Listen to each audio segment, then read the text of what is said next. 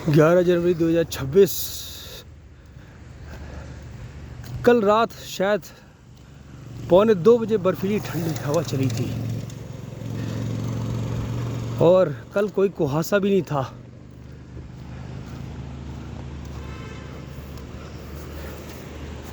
लगातार चढ़ाई चढ़ते चढ़ते आ गया हूँ।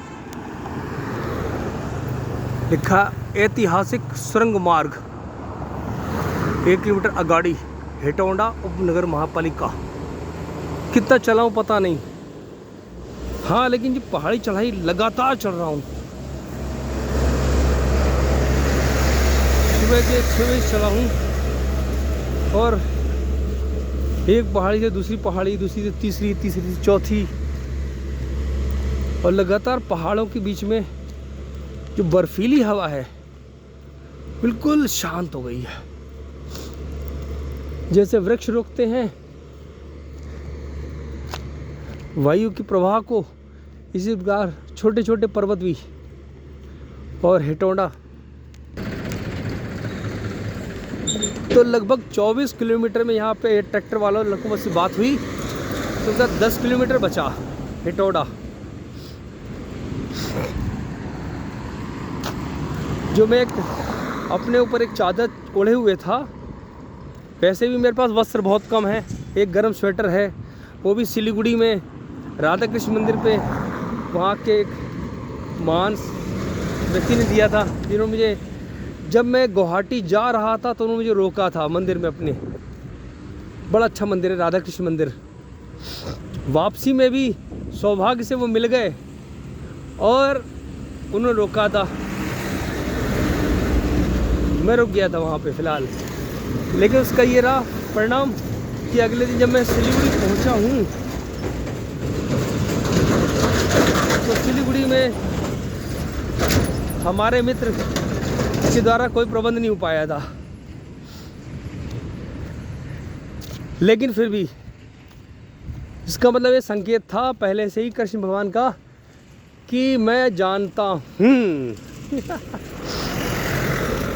वो मुझसे कह रहे हैं कि तू चलता रहे, जो कुछ होना है अब मैं करूँगा।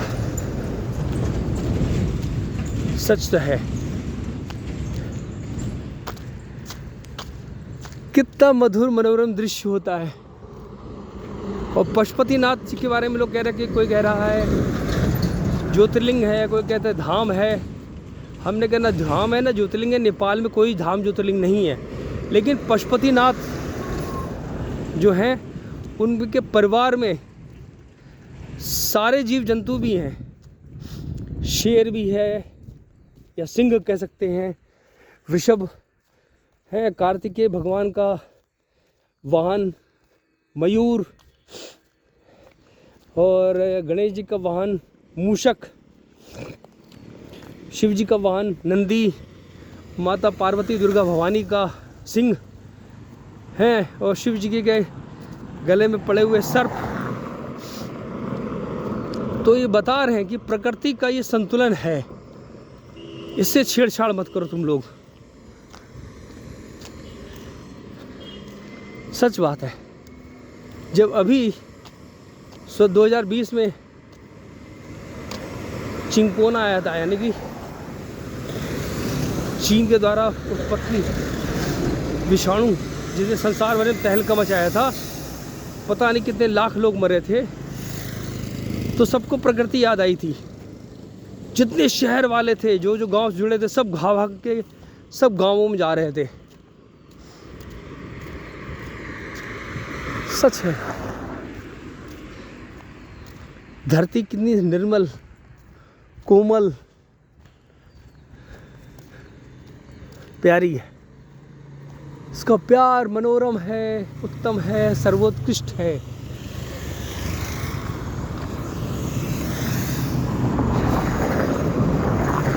जितनी प्रशंसा करूं उतनी कम। कई बार नेपाली लोग इंडिया कहते हैं, मैं सब कहता हूं काट देता हूं, इंडिया नहीं, भारत। और इस संबंध में ऋग्वेद में भी एक श्लोक भी है, उत्तरम यत् समुद्रस्य हिमाद्रेश्य दक्षिणम वर्षम तद भारतम नाम भारती यत्र संतति। दूसरा शब्द है हिंदू शब्द से, हिमालयम समारभ्य यावदिन्दु सरोवरम तम देव निर्मितम देशम हिंदुस्तान हम प्रचक्षते। हिंदुओं के स्थान है ये।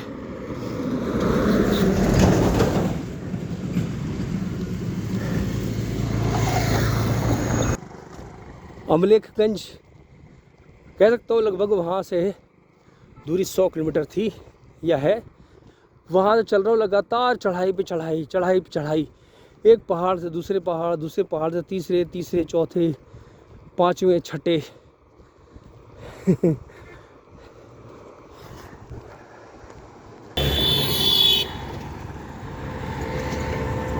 बागमती प्रोविंस, हेटौडा। नेपाल की पहली सुरंग से पहले चुरिया माई की जय।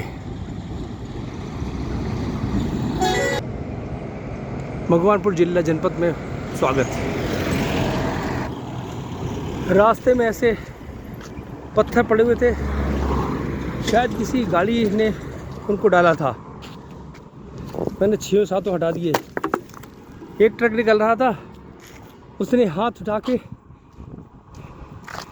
धन्यवाद का एक प्रतीक चिन्ह दिखाया मुझे। सही बात है, पहाड़ी रास्ते पर अगर ये पत्थर ऐसे पड़े हों तो कुछ भी गड़बड़ हो सकती है। इस विकट चढ़ाई को देख रहे हैं आप लोग। चला जाता हूँ। पत्थरों को हटाने में मुझे एक कथा याद आई जो मैंने महाभारत जब अध्ययन कर रहा था उसमें पढ़ी थी कि एक गुरु के 2 शिष्य थे। उनका जल्दी जाओ नदी में और फिर वापस आओ तीव्रता से। गुरु जी ने रास्ते में कांटे पत्थर बिछा दिए थे। तो दोनों शिष्य में एक शिष्य जल्दी आया भागता हुआ, दूसरा वाला शिष्य आने में विलम्ब हुआ। गुरु जी ने उससे पूछा कि ये बताओ कि तुम्हें आने में विलम्ब क्यों हुआ। तो शिष्य बोला, गुरु जी रास्ते में पत्थर और कांटे पड़े हुए थे, मैंने उनको हटाया ताकि कोई और अन्य व्यक्ति आए तो उसे असुविधा ना हो। और जबकि दूसरे शिष्य था कांटों से बचता हुआ, पत्थरों से उछलता हुआ चला आया था।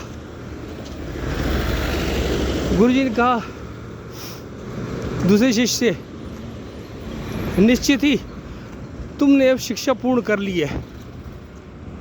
और जो पहला शिष्य जो पहले भाग के आया था उसे कहा अभी तुम्हारी शिक्षा अधूरी है, अपूर्ण है। इसी प्रकार लोग भोजन करते वक्त बहुत सा भोज्य पदार्थ या खाना जिसे कहते हैं वो थाली में ही छोड़ देते हैं, जो कि नितांत गलत है। महाभारत में ही है विवरण कि महर्षि दुर्वासा पांडवों के वानप्रस्थ के दौरान अपने शिष्यों के साथ पहुंच गए थे। और उस समय जो अक्षय पात्र था द्रौपदी के पास, जो सूर्य भगवान से मिला था, वो भोजन कर चुकी थी, उसमें कुछ भी नहीं बचा था। अब वरदान ये था कि द्रौपदी जब तक भोजन न कर ले तब तक उसमें अन्न खत्म नहीं हो सकता। संकट के समय में भगवान कृष्ण पहुँचे, जो बर्तन का पात्र था उसको मंगवाया, देखा उसमें एक पत्ता, एक सब्जी का पत्ता जो था, पत्र वो लगा हुआ था। श्री कृष्ण जी ने उस पत्ते को निकाला और अपने मुंह में रखते हुए कहा, संपूर्ण संसार का की क्षुधा भूख शांत हो जाए। और दुर्वासा ऋषि जो स्नान करने गए हुए थे अपने शिष्यों के साथ, सबको वहीं डकार आने शुरू हो गई, सबके पेट भर गए। इस बात से संकेत ये है कि अन्न का एक भी दाना या अन्न आप छोड़े नहीं।